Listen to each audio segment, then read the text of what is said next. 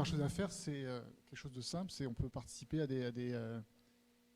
des jeux ou à des conférences comme la fresque du climat ou comme faire son bilan carbone, donc soit avec celui de l'ADEME ou où il y a un site sur lequel je vais, moi, où j'ai participé il y a quelques temps, qui s'appelle MyCO2, qui permet d'avoir une idée déjà. Alors c'est vraiment très climat, mais ça permet déjà d'avoir une idée et après d'en parler autour de soi, de se former à être fresqueur, parce que c'est quand même un moyen assez simple d'avoir une bonne vue des notions qui sont des données du GIEC et de voir l'ampleur du problème. Le côté systémique est vraiment très bien représenté dans la fresque du climat. Donc moi je conseillerais de commencer par là. Alors dans la santé, il y a aussi, on a une fresque de la santé de la santé environnement, donc c'est un peu plus large. Et après pour les autres ou pour ceux qui ne sont pas étudiants, qui sont déjà en train de travailler, il y a des formations, il y a des certificats. Au MIN, il y a un certificat environnement santé qui est assez intéressant. Que vous pouvez suivre. Et donc voilà, mais c'est formation et participer à des événements et parlez-en autour de vous. Alors, juste une chose, c'est que quand on commence à en parler autour de soi, il se peut qu'il y a certaines personnes qui se ferment et vous n'allez pas perdre d'amis, mais il va falloir en tout cas, ça m'est arrivé où il y a certaines personnes qui sont peu réceptives et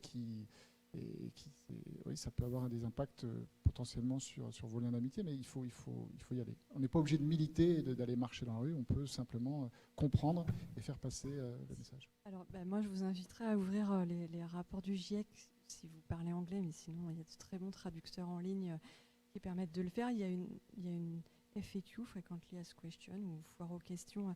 Dans le groupe 3, il y a l'une d'elles qui est justement sur ce qu'on peut faire en tant que citoyen. Alors, je vous l'ai dit, ça demande quand même la décarbonation des changements majeurs, structurels, systémiques. Donc, il ne faut pas être naïf sur les petits gestes, mais il y a quand même des choses que vous pouvez faire individuellement en tant que consommateur.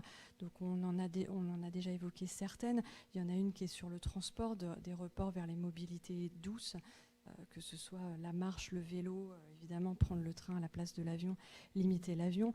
Il y en a une autre importante qui est sur l'alimentation, réduire la consommation de viande et en particulier de viande rouge. Il ne s'agit pas nécessairement de basculer complètement végétarien, mais déjà faire des changements et des reports avec moins de viande et plus de protéines qui ne soient pas animales, c'est aussi avoir une meilleure santé, moins d'achats et évidemment une sobriété. Donc ça, c'est ce qui paraît évident en tant que consommateur. Il y a mener des actions de formation et de sensibilisation autour de vous et vous engager. Et en particulier, ça permet quand même de réduire son éco-anxiété. Il y a toutes sortes d'engagements pour former et pour sensibiliser. Il y a évidemment, en tant que citoyen, vous avez le droit de vote et vous choisissez aussi votre gouvernement ou vos représentants. Et donc là aussi, c'est important d'avoir en tête que si on veut des changements structurels, il faut regarder un petit peu pour qui on vote. Et puis, il y a, pour ceux qui ont la chance d'avoir un petit peu d'argent, il y a où est-ce qu'on met son argent et où est-ce qu'on investit, puisqu'on a encore aujourd'hui en France de nombreuses grandes banques qui affichent qu'elles sont vertes, mais qui ont des investissements qui contribuent au développement d'industries fossiles. Cette notion que quand on s'engage dans cette cause, qui moi me semble juste, on retrouve d'autres gens qui sont animés par les mêmes convictions, par les mêmes peurs, par les mêmes angoisses, et que c'est quelque chose qui peut être rassurant. Quand on ne sait pas trop ce vers quoi on se dirige, on trouve des acolytes, des camarades qui vont nous aider à avancer, ce qui nous permet de transformer parfois des sentiments qui peuvent être nous pousser vers le repli, vers la peur, l'angoisse, qui peut nous permettre de transformer ça en quelque chose de positif, de dynamique, et qui nous permet d'envisager peut-être un monde meilleur, et puis de ne pas hésiter à faire preuve de quelque chose qui me semble essentiel, qui est une créativité, parce que on a tout à réinventer en fait, et donc il va falloir alors pas être innovant parce que c'est pas un mot que j'aime, mais il va falloir être créatif. Il va falloir réinventer tout un système, tout un mode de production, toute une économie, toute une société, une organisation sociétale.